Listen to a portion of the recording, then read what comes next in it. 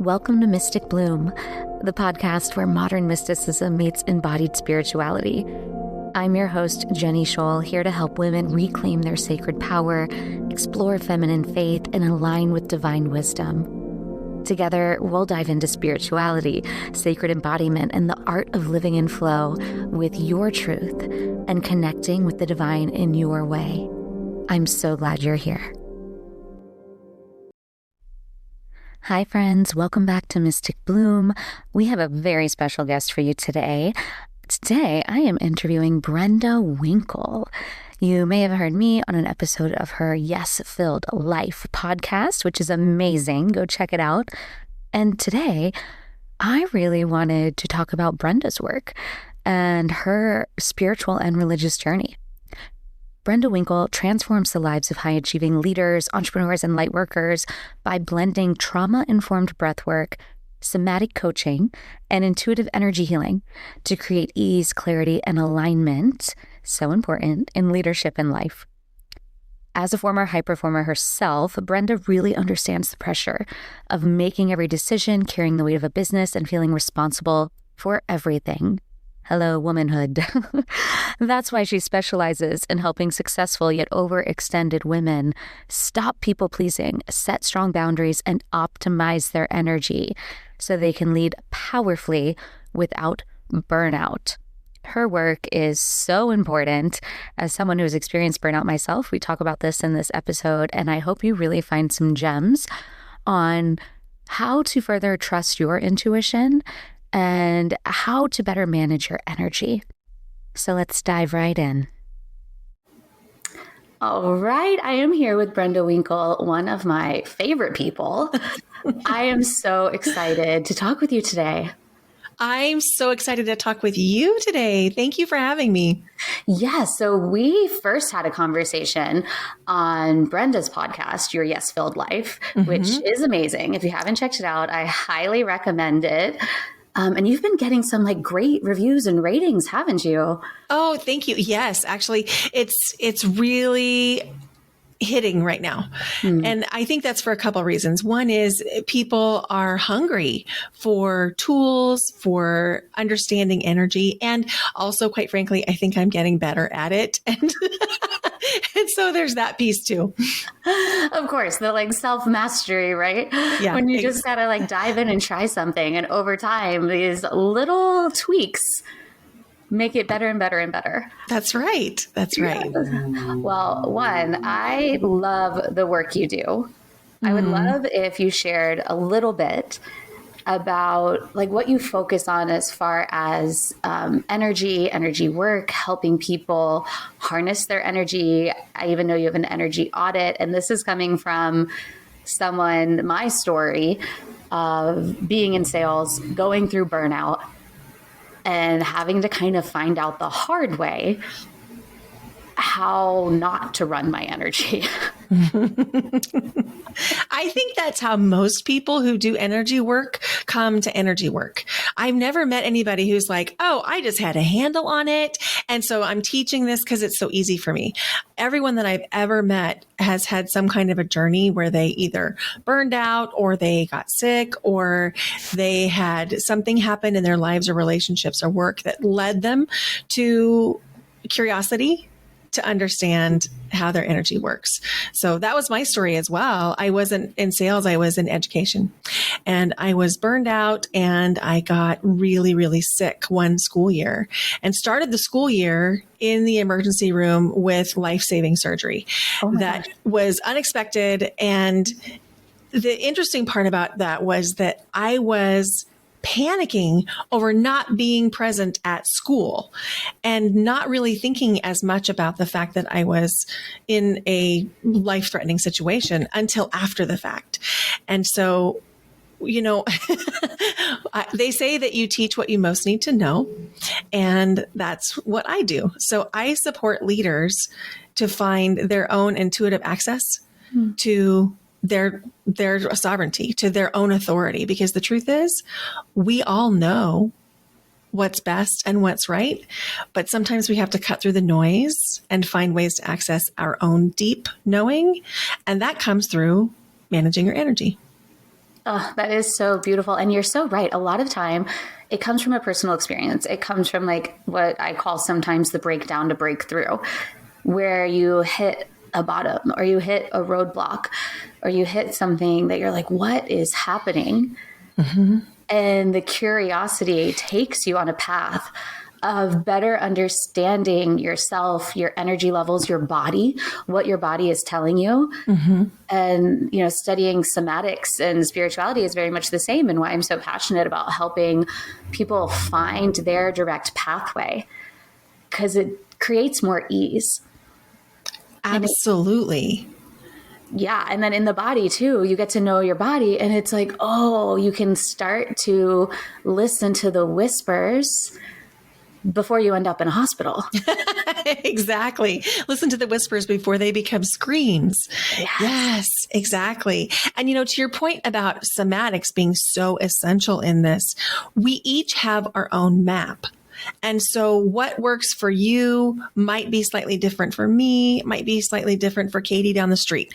And so the somatic piece is so cool because it allows you to get to know yourself, because you can create your own maps from understanding your energy, your body, and your process.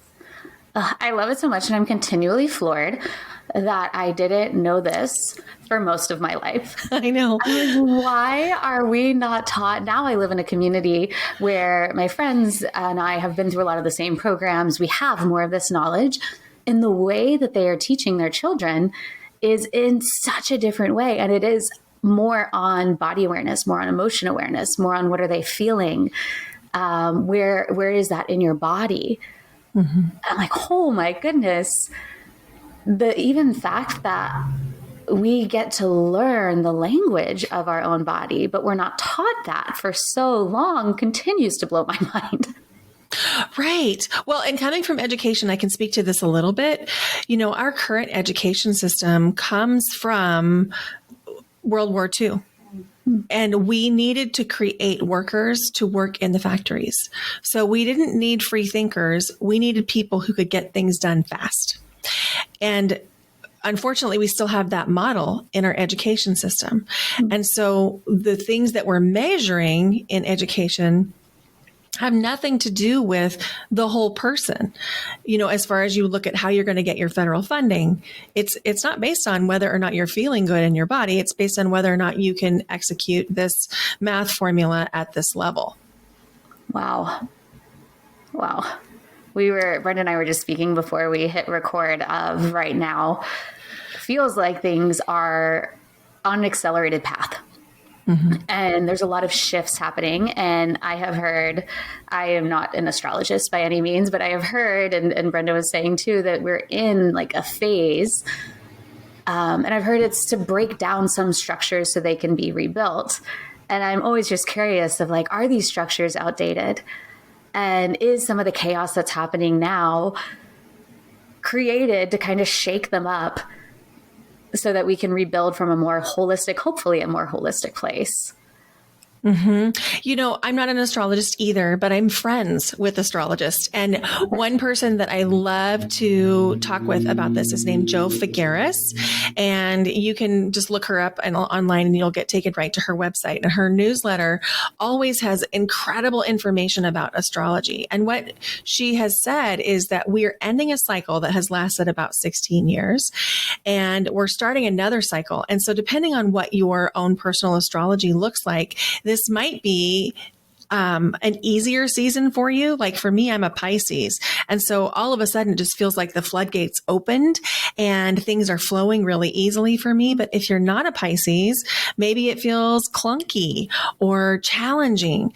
And so there's love for that. And just know that, yeah, this is a tumultuous time. There's a lot of change happening.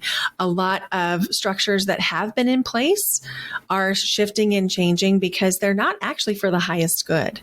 But, so many times we have to break down what's not working before we can create something else. And so we're in that process, which is not pretty. It's not easy. It can be really messy and feel kind of scary. But, at the end, it always works out. Like love always wins. Yes. I was telling someone the other day, I said, if you don't shake up a snow globe for long enough, it gets kind of gross, right? Like, like the things get matted. It's just like forever in that one formation. And it almost like needs the shake up to have a refresh and to see where it falls. Or people talk about a puzzle, like you got to rearrange the pieces if they're not fitting. And for me right now, I'm a Scorpio, I'm a different sign. It feels I'm like in the snow globe a little bit, like in the shake up. And I am so grateful that my life path has taken me, that the last chapter, I would say probably the last 6 years of my life have been dedicated to building some tools in this toolkit of finding alignment, of my own stability, my own connection to the divine, of a higher awareness, of being able to recognize when a part is coming up, or when I'm in chaos, but I've worked this muscle enough to know that it is for my highest good. And in those moments where I might get caught in it, or I feel like I'm looping in it, I now have tools to reground myself and to find stability. Not always right away. I'm still, not perfect, but sooner or later I'm oh, I know what's happening here. Go into my toolkit. Let's see what I've got to either connect to the divine, to connect to the earth, to connect back to myself, and find that area where I'm like, oh, this is actually okay. I just need to let all the swirling swirl until it settles, and then I can see some clarity. Yeah. Yeah. And you're speaking to something really important. We don't have to wait for the situation around us to be perfect for us to find our alignment. The real work is recognizing I need a tool here.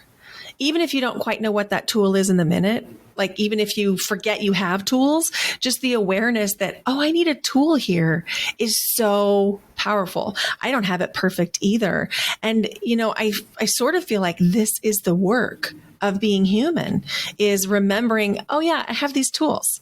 Yeah, which I love. I think it's so important that the work that you're doing as well, because I know you work a lot with helping people really listen to their own intuition, right? That's right. And like harnessing their energy, listening to themselves, learning themselves. And that intuition at times when things are going wacko might say like, everything's okay. This is actually for you.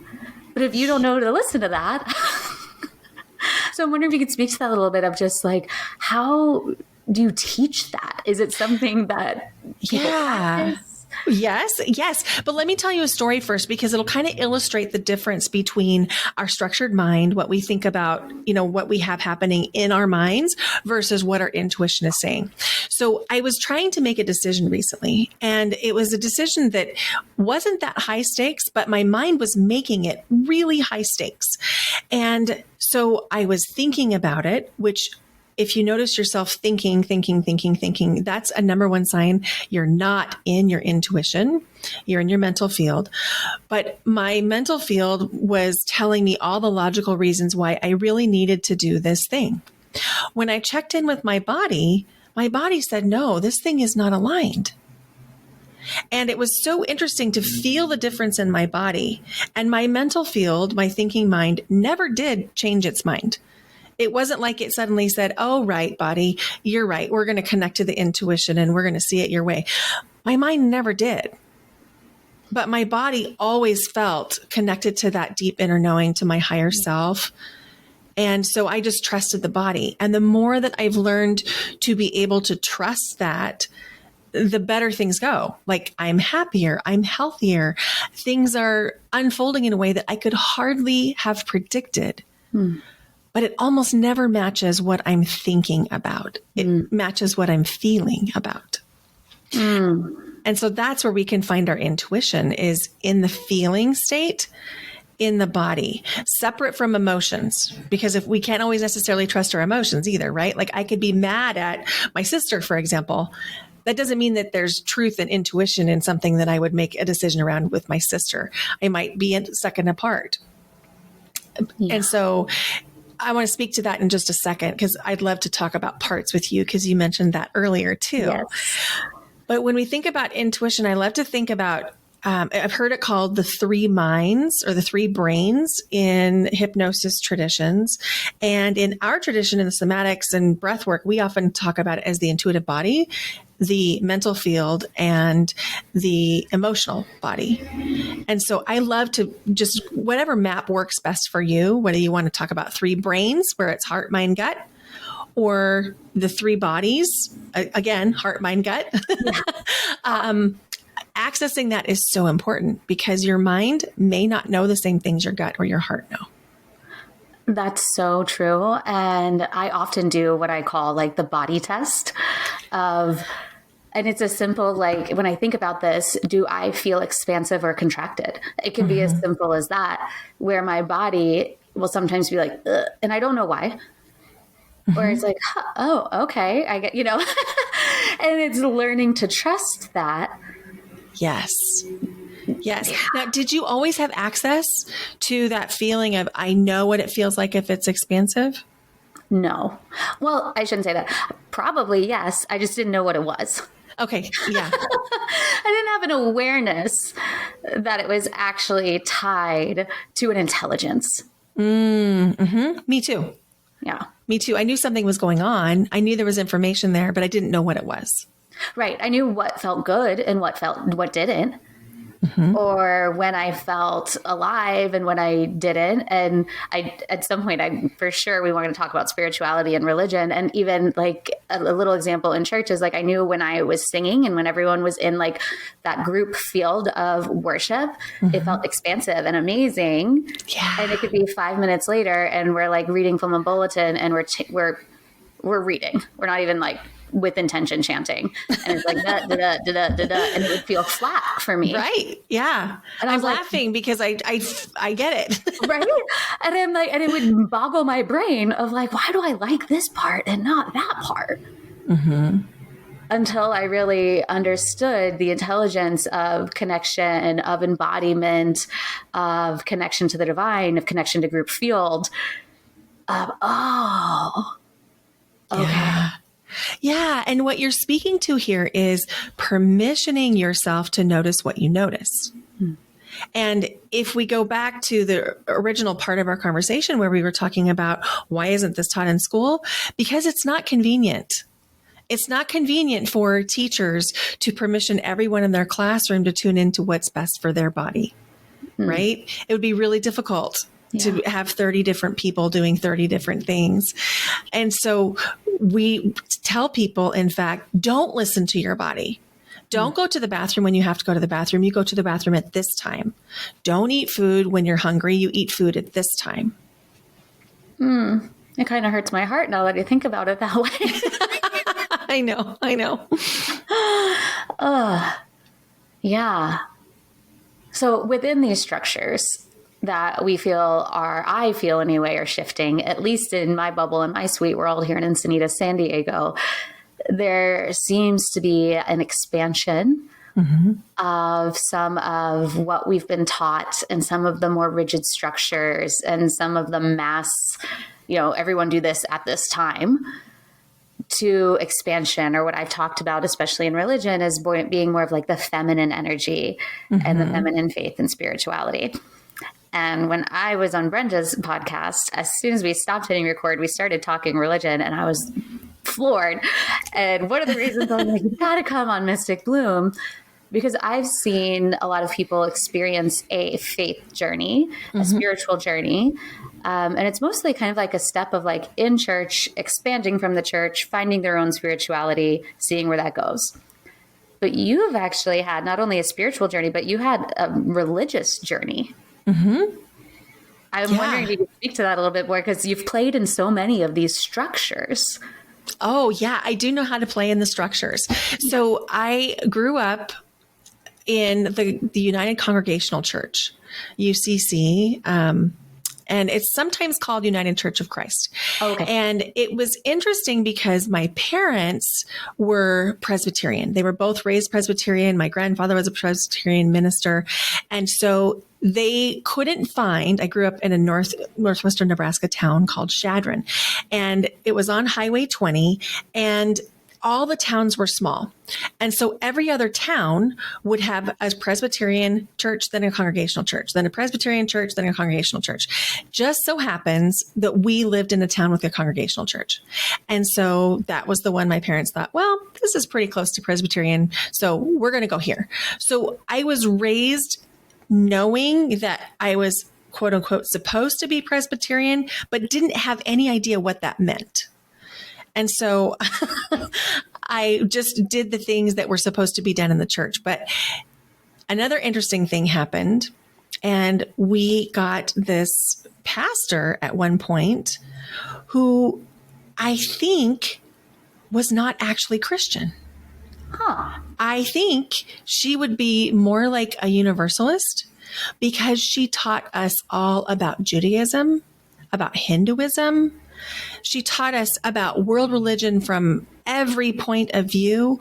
We had Seder meals in our church basement, and we would have different kinds of visiting students because it was a college town. We would have different kinds of visiting students come teach us about their religion. They would prepare a meal for us, or they would prepare the recipe. And then so we'd eat foods from all over the world, and we'd have these people coming in and teaching us. And so I just thought that's what everybody did at church.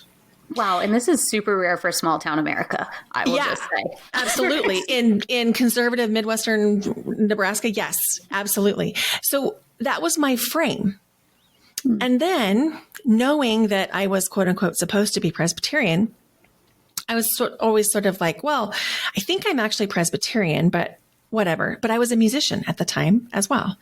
And so what I would do is I would apply for jobs, and then I would attend whatever church I got the job in. So I was a church choir director in a Methodist church, a Presbyterian church, a Lutheran church, an Episcopal church. I got experiences from all these different Christian denominations and realized they are similar. There's similar through lines, and yet they're not the same. And I still had this deep yearning and curiosity for something more. And I couldn't define what more was. I just knew I would know it when I found it. And so I went through most of my life with this curiosity, like, when am I going to find that more? That thing that just makes my heart feel like, oh, you found it. You found the truth. And so I thought, well, I've tried all of these denominations in Christianity. Maybe what I should do is convert to Catholicism. That's probably the answer. Which, when you told me that, I was like, wow, that's a bold move. Because for people who don't know, within Christianity, Protestantism and Catholicism are very different. They're very different. That's right. And so I thought, well, you know what? I'm going to do this with as much integrity as I possibly can. And I'm going to learn everything about Catholicism that I can learn. And I'm going to embed myself in the community. And I'm going to really do this to see if this is the thing that I need. So I went through this whole thing, which is called RCIA, which is a year-long course that you go to a couple of times a week, and ended up with a retreat in a monastery. And that's not typical for everybody, but that's what happened for us. So we got confirmed on Easter, which Easter Vigil in the Catholic Church is a whole thing. It's hours and hours and hours and all the things. And so I went to this monastery as part of our classes, sort of celebration, so to speak. And I was loving what I was doing. I had a little bit of conflict in the back of my mind over some of the things I was being taught, but I thought, oh, you said you were going to try this, so try it. And I got to this monastery and I was like, this is intense. Like, these people that are living in the monastery, the monks, they are doing it, like they are really living this Catholic way of life. And so I was just observing and feeling. And then I went into this thing called a centering prayer. And the centering prayer was guided by this monk playing a harp. And what happened for me was, like, I think best described as an explosive meditation, where it was the deepest I'd ever gone in meditation. And I had the most access and felt like I really connected to the divine in a way that I'd never felt before. And it was in that moment that I felt like, oh, this is the thing I've been seeking. That's what I wanted. And so it was interesting because that moment, what filled the need. And it also lit up in me the desire to really hone in on my meditation practice, which had been in practice for many years by that point, but I still hadn't accessed what I had in that centering prayer. And then ironically, I left the church like 6 months later because I realized that my ideology was in contrast with a lot of the church ideology. But I'm also a manifesting generator in human design, and manifesting generators have a way of moving from thing to thing to thing to thing and taking the most relevant parts. And so that's what happened for me, is this deep reverence, deep respect for Catholicism and for the teaching of how to access the divine. Wow. Thank you for sharing. I love that. It's such an illustration of the different doorways that we have. Right. And it's so beautiful. And for people who know the Catholic Church, like my mind's a little blown a little bit. And I'm like, it's so kind of funny to me that like the doorway of Catholicism led to your most direct experiential experience with the divine. Yes. And considering the work that I do now, where, I'm a psychic medium and I'm open about that. And also, which is in contrast to the Catholic Church, but to their teachings, which is one of the reasons I was like, well, maybe not. But that was my gateway. Yeah. And so the big takeaway that I had is every single way of believing or church or denomination has so much beauty if we're willing to see it. 100%. And there are, you go back in history and there are some women, some nuns, some monasteries that you're like, oh, wow, they had direct access. They did.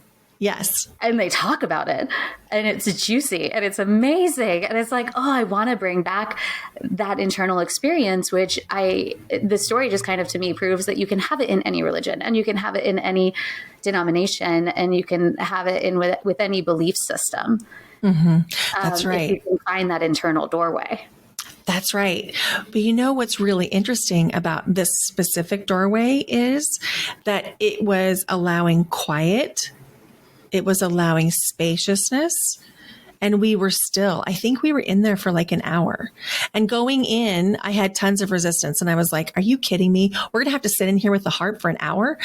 But it was literally transformative. Oh, I love that.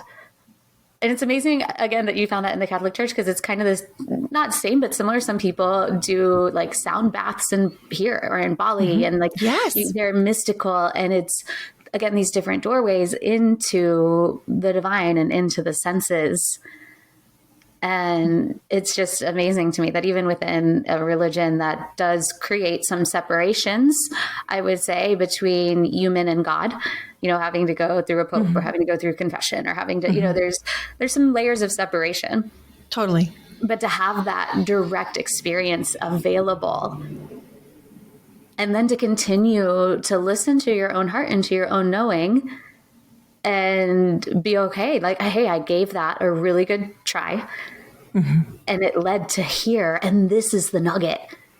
Yes, exactly.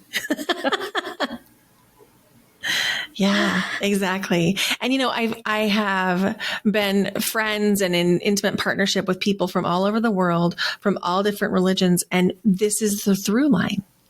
The through line is, how can you access that small, quiet part of you that can connect to the divine? And so it doesn't matter what ritual you use or what prayer you use or what language you speak. Can you allow space for the divine to come through? I love that. And what would you say is now your connection to the divine or your flavor of religion, spirituality, whatever you want to call it? So those are two different questions for me. Yes.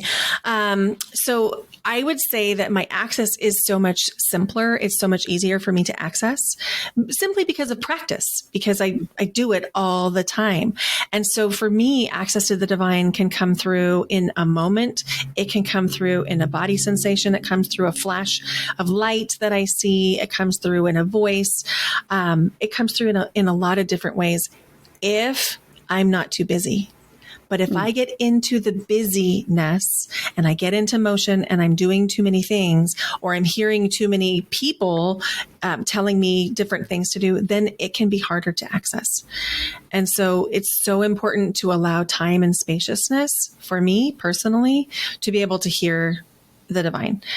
And so that, whether that's meditation or just a little bit of white space, I find even more helpful. And that could be, I set a timer on my phone for 5 minutes and I don't do anything. I just listen and be. And so that would be how I would answer that intuitive access. And now I forgot the second question. Well, first, that's a beautiful answer. Because I think that's so helpful to know. And I love how you keep referencing that this is your way. Right? Because there are all different types and all different systems. And you and I are fairly similar in that way of the slower pacing and the quieter of the mind, and the spaciousness provides the space we need to come back to ourself and to reconnect with the divine. That's right. That's right. And there are different ways. So I have a client who, if she is still, it feels to her like she's sitting on a cushion of electricity. Like she cannot still her mind if her body is still. So even in a breathwork session, she is constantly in motion. She's moving the whole time, most of the time in a standing position. And from there, she can access anything that she wants to access. She has access to her intuition, to the divine. And then she also spends a lot of time in nature. And so she will either be up on the slope skiing, or she'll be hiking or kayaking. And so she finds it in that repetitive motion because of how her body is wired. She needs that motion to quiet her mind. That's such a beautiful example. I love that. I also love walking in nature. Like if I feel like I am overrun, if there's too much mental stimulation, walk in nature is definitely in my toolkit. It's part of my go-to medicine. Yes, me too. It's one of my favorite things. I try and do it every day. Oh, yes. One of the reasons I live in San Diego. I'm like, give me that nature. And so I'd love to pivot. When did you kind of discover on this journey that you had the ability to be an intuitive, to be a channel, to open in this way? Is it something that you always knew? Is it something that just kind of came through one day? It's something that I've always done. It's something that I've always done. I've always had access to it. I didn't know what it was. And I knew that I scared people when I was a child by knowing so much about them, about what had happened maybe the night before. And so I turned that knowing into people pleasing, where I could anticipate what they needed before they needed it, so that I could help regulate anything that they were unregulated about. So like, for example, if a teacher came to school dysregulated because of a fight that she'd had with her husband, I knew that. And if I said something about, it's going to be okay with your husband, it would scare her, which now I understand. Yeah, that makes sense that she'd be scared. But at the time, I didn't have the discernment to know, number one, how to shut it off, how to set some safe boundaries. And number two, I had no idea what was appropriate. And so it took many, many years of just like people pleasing on the down low, and sort of having the awareness that I was able to know things, sense things, hear things, see things other people couldn't. And then when I became a Reiki practitioner in 2014, everything unlocked. And I was like, whoa, okay, not only do you have names for all the things that I can do, but you can do it too. And so I found my community. And honestly, even though I've been doing this work for 11 years, I'm still learning. And I'm still learning how it comes through. And I feel like my gifts are still evolving and changing. And so I feel like it's a journey. But I will say that it took me leaving teaching to be able to openly claim it, because I would not have been able to keep a teaching job when I called myself a medium. Oh, it's kind of interesting. You would think that they'd almost be like, "Oh, great! So you know things."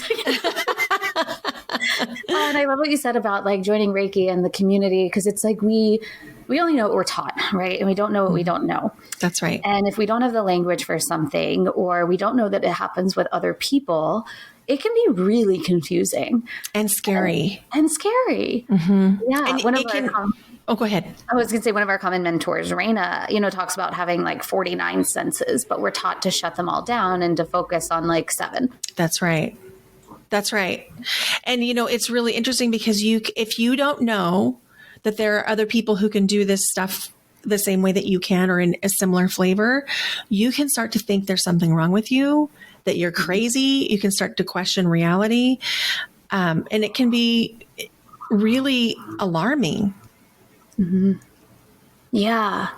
And I love that people are more vocal about this now. Mm-hmm. There is an opening and a softening and more places for people to hear stories and hear experiences and to connect with others and not feel so alone in their experience. That's right. That's right. So thank you for doing the work that you're doing by normalizing the different flavors of access to the divine, and by leading people to understand that they can have their own map, and it's beautiful.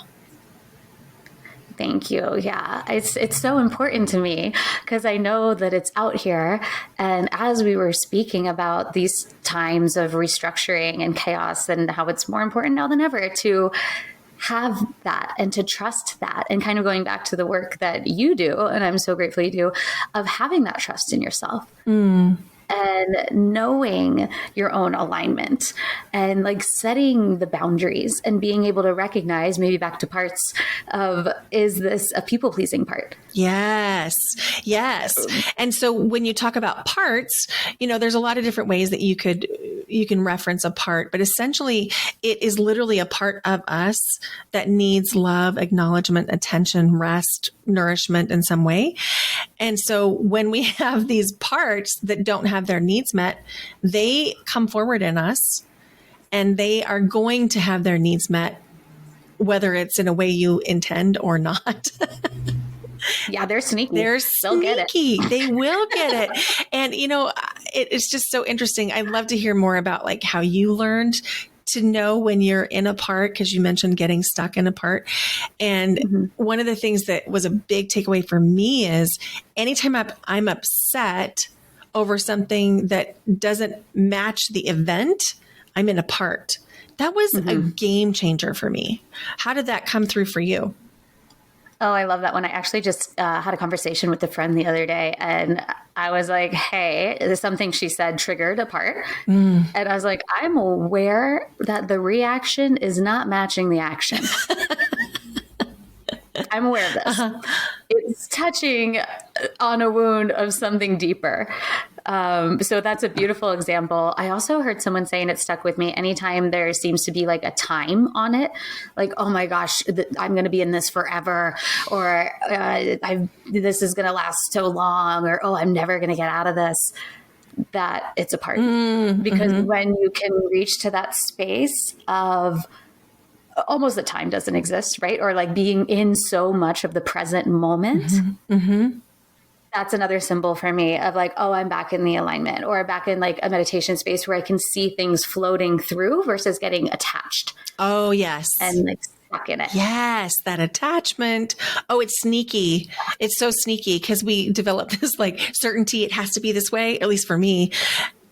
And then I'm like, oh, wait, red flag, red flag. You're stuck in a part. And it kind of screws with your mind, for me anyway, because, some of these have been survival strategies and things that I was taught to keep myself safe, especially my rigid parts. My part that feels much safer. If it's like there's a black, there's a white, this is the box, we don't cross it. And I can feel myself get into a part of or watching some people sometimes play, and this part would come in and go like, oh, that's inappropriate. Oh, yeah. Yeah. I have a part that's similar to that every once in a while, if she gets activated, she's like, you're just not doing enough. You're not working hard enough. Why are you messing around? Right. Yeah. Yeah. And I'll watch it in others who have a more playful spirit, or who maybe don't have this super, industrious, rigid part that I do of people pleasing and wanting to do everything right. And I was like, oh, it's actually a part of me that like really wants to be able to play like that. And then it goes back to inner child work, and there's all these things of like, oh, little one. Okay. Yes. Yeah. So that part for me has healed over the years, and she's not as activated. The part that still I work with a lot is my controller. So if I notice myself in any type of like, I'm engaging in a power struggle, or I'm thinking about engaging in a power struggle, I know I'm stuck in a part. And so it comes up a lot with my sister, and we're close and we have a great relationship, and, things are very, very good between us. And every now and again, she'll send a text to the group family chat, and I'll find this like competitive thing come up in me. And I'm like, oh, there's that part again. I love that. So what do we do?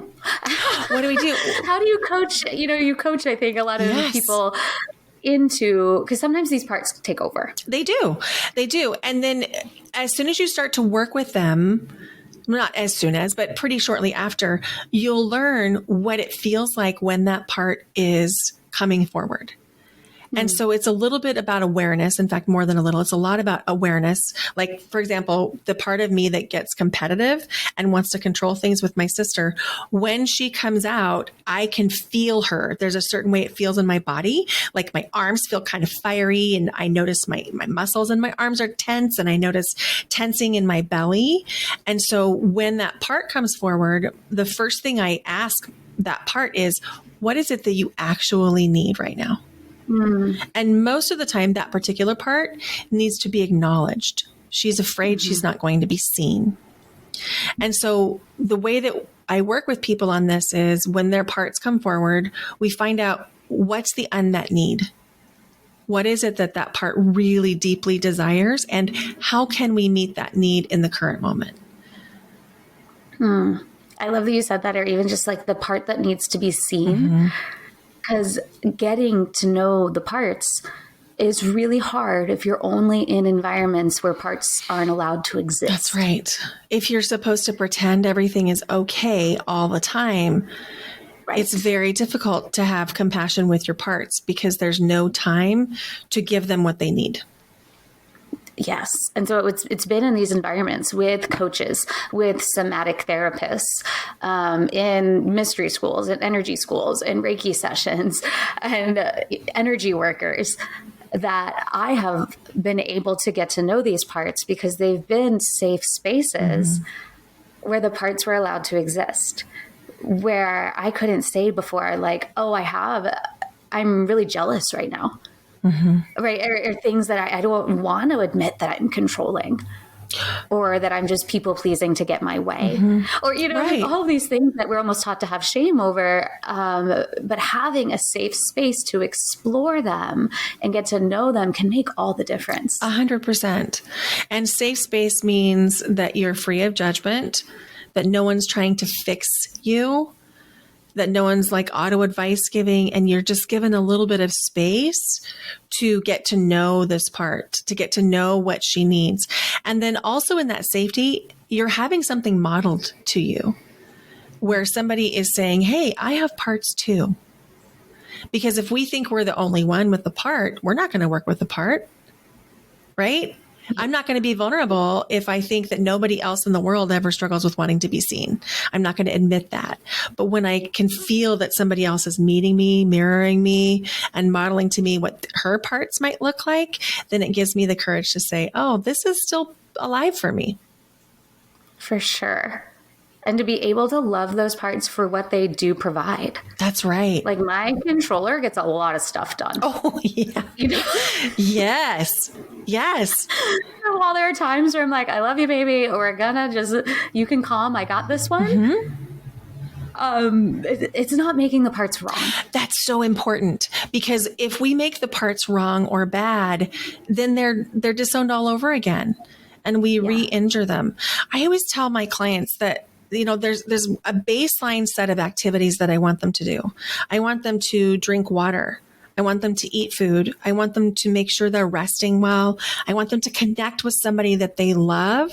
And I want them to set an intention for their day every day. This is baseline. And the reason that it's so important is it can be really difficult to tell if you're stuck in a part or you're hangry. And so if we're not meeting these basic needs, you know, just like the basic daily checklist kinds of needs, we might think that we have a ton of work to do around a part, when really what you need is a snack. Feed yourself, feed your part. Exactly. And so, you know, I think it's important to distinguish that not all of our getting upset is a part. It can be that we're under-resourced. And so that's how you can start to also track those parts, is if you're resourced and this is still coming up, then it's a part. But yes, it's interesting when you're under-resourced and a part comes up. Oh my goodness. Recipe for disaster. Yes. You can watch me throw a full-on fit if that ever happens, but thankfully it doesn't happen that often. Totally. And I do want to just note here too, that this is all like a full spectrum of being human. Mm-hmm. That's right. And that there are times where perhaps we are frustrated or we're angry and it's coming from a part for an unmet need. And there are times where we're frustrated and angry, and it is the truth of what is happening. 100%. And that also gets to express. Yes. And so like, let's bring in the current news cycle.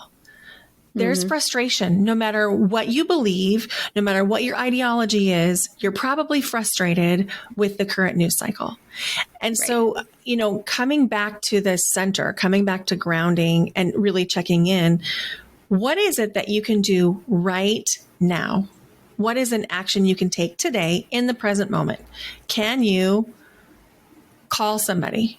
Can you, you know, call a representative? Can you make sure that you're being intentional about how you're spending your money?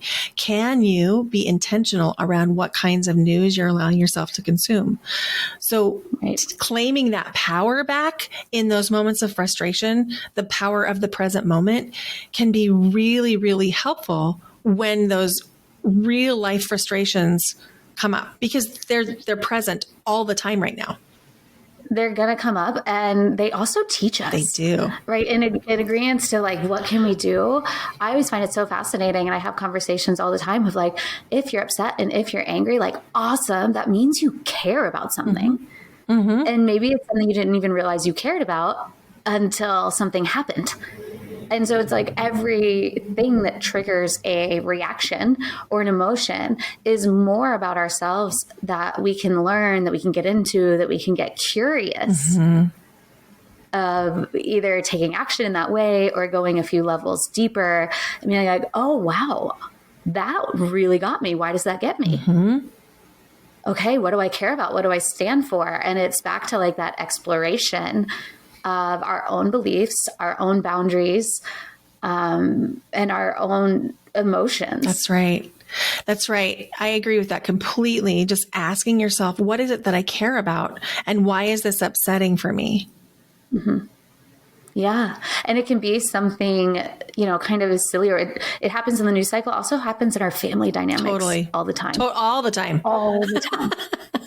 Yes. All the time. And if you can hit the layer underneath it of like, oh, wow, it's because I care so much. And maybe I want them to care a little more too, or I would like a little validation, or whatever it is underneath it. It's these triggers that lead us to learning more about what we want and what we desire. And that's how relationships deepen. When we can really dig into what is underneath this. So I'll give you an example. Over the holidays, I typically have done a rotation, 1 year Christmas Day, next year New Year's Day. And that was from like the time I was married in 1993. And so the family still has that schedule. Well, this year, my daughter, who's 23, out on her own, she was going to have to work on Christmas Day in the Portland, Oregon area where I live. And I wanted to be with her and with my family. So I thought, well, I'm just going to stay with her on Christmas Day because she's off. And then I'm going to fly out the next day to see my family in Wisconsin. And my sister was so hurt and really upset and sad. And we had a very difficult conversation. And finally, in the conversation, I realized that both of us had a little trigger point that we were scared that the other one wasn't going to be around for holidays anymore. And so when we had the conversation and I could say to her, I'm not leaving you. I will always be your sister. I will always spend a holiday with you. Even if I'm a day late, I will always be there. It settled her down, and that was exactly what she needed to hear. And then she said it back to me. And then that felt like absolutely balm for my soul to hear that back too. And so when there's an upsetting thing, if you have an opportunity to get to the bottom of it and really find out what is this about, it can be so healing. It can be so healing. That's a really beautiful, touching story. And a lot of, especially in family dynamics, I think it's because we do care so much. That's right. And there are things that are unspoken, or maybe there's hurts that haven't been spoken.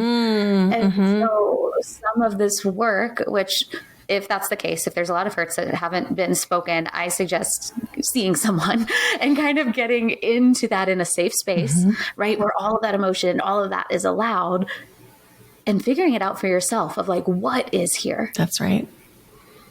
And then from that centered place and from understanding a little more, and it's like unraveling a bind, right? Like when it's like, oh, if a knot is so tight, you can't see where it starts or ends. And as it loosens, you're like, I can see what's here. It's then that we can have the conversations that allow for things to heal. That's right. And you're pointing to something really important. The Brenda of 10 years ago would have not had the capacity for that conversation. There might have been a desire, but not capacity. I couldn't have done it. But because I have done work and I have come to meet these parts and to know and love these parts, I know when one's present. And the cool thing about it is, I don't know if my sister's doing this work or not. I don't think she is, but she might be. But it doesn't matter, because if we do our own work, all of our relationships benefit from it too. Yes. 100%. I have seen that so much, even in like the tangible energetic work and the unseen energetic work of things, of clearing lineages, clearing hurts, and things reshifting. It is beyond incredible. Yes, absolutely. It's so cool. So I have some clients who are in a group called Your Yes Filled Life. And one of them came in and she was so triggered by her family. And the next thing that I noticed is, and not the next thing, I mean, we've worked together for like a year and a half. She's not triggered by her family. She's capable of like calling them and telling them that she loves them. And she's also able to say, okay, that was irritating, but I'm not going to take the bait. And it's so cool to watch somebody else do that too. I love that, which will bring me to wrap around, although I feel like I could talk to you just all day. The work you're doing is so important. And I want people to know how to work with you. I know you've got a masterclass coming up. Definitely go listen to a Yes Filled Life podcast to get more tips and tricks. But what is the best way to find you? What are your offerings right now, so that people who are hearing this and really connecting with some of these messages can find you and start doing this work? Thank you for asking. Thank you for having me on Mystic Bloom. I am so grateful for the mission and the message that you're sending, and I just love your podcast and your work. So thank you. Probably the best way to find me is on the website at brendawinkle.com. And I'm also on Instagram, same name. And depending on when the podcast airs, I have a free masterclass coming up on March 12th called Energetic Leadership. And that is designed for the leader who wants to lead with more intuition. And it's a free masterclass, and the URL is brendawinkle.com/leadership. And I'm going to leave a replay up. So even if you don't get the live class, you can still access the masterclass replay. I highly suggest everyone check that out if you have interest. Yeah. I'm sure the 60 minutes is just going to be jam-packed of knowledge. We're going to be talking about how you can protect your energy, preserve your energy, diagnose energy leaks, which there's an energy audit that I have that's a free gift. It's brendawinkle.com/audit, AUDIT. Go grab that. And it's a game changer, if I do say so myself. I've been using it, and it has informed a lot of my own decisions when I realized, oh, this thing is fueling me. I thought it was depleting me, and this thing that I thought was fuel is not. And so the energy audit is great. And I do work with people one-on-one in high-level coaching containers called the Embodied Leadership Experience. And I'm sure there'll be a retreat later this year. Yeah, of course there will be. Yeah. Oh, I love that. Yes, I will put everything in the show notes because I highly recommend the masterclass and the energy audit. If nothing else, the energy audit, because just finding out, like you said, where your leaks are, what is energy rich, what is energy poor, can be a game changer. And then leading with intuition. Oh, it's so needed right now. It is. Like leaders, embodied leadership. I am all about that embodied leadership. Knowing our alignment, being able, if you know your person, like Brenda and I, who need a little space sometimes to reset and have clarity, knowing that about yourself and knowing okay, let me take a step. Let me set this 5-minute timer on my phone so that I can lead with more heart, so that I can lead from a place of more alignment and more intuition. Yeah. And the energy audit is actually what caused me to end my full-time travel.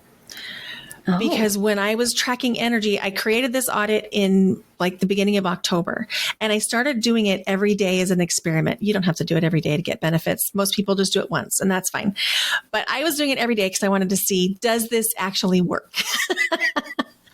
And as I was tapping in, I was realizing that making all the decisions around where am I going to go? What kind of Airbnb is it going to be? What's the neighborhood going to be like? I realized that what I thought was fun and expansive and exciting was energetically expensive. Such good information. Exactly. Wow. And so how do you feel now that you're a little more rooted? Oh my gosh, so good. And I'm still sort of marveling at the impact of not having to make all those decisions around where to stay. And I still have a little bit of wanderlust. And so I'm like, okay, if I do something like that again, what would I do to not have it be energetically expensive? That's a beautiful exploration. Yeah. So I'm settled here for the next year. So maybe in another year. Perfect.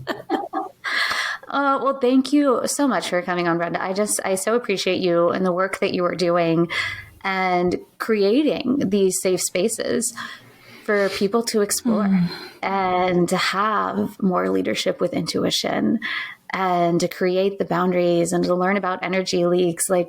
All of this is so important.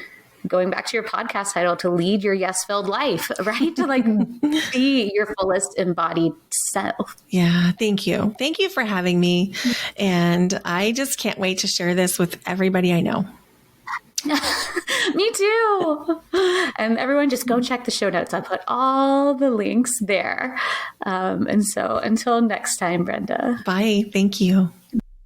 All right, y'all. Thank you so much for listening. I'd love to hear what you think about this episode. And don't forget to check the show notes.